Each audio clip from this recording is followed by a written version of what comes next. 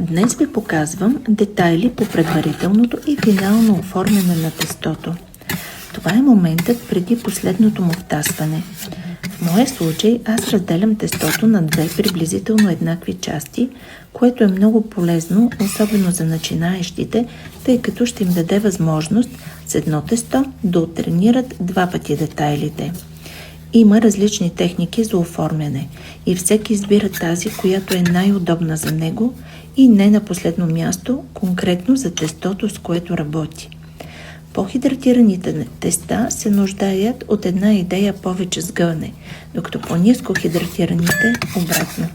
Друг важен детайл от процеса е прищипването на тестото след поставянето му във формата за втасване. Това усилва допълнително напрежението във външната му част и спомага за хубавото му отваряне след това.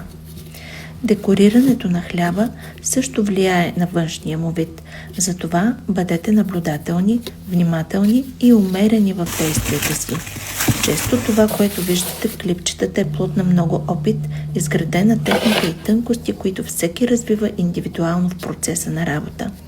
Ако сте начинаещи, изберете един основен разрез и тренирайте ъгъла и дълбочината му, докато постигнете синхрон в движенията.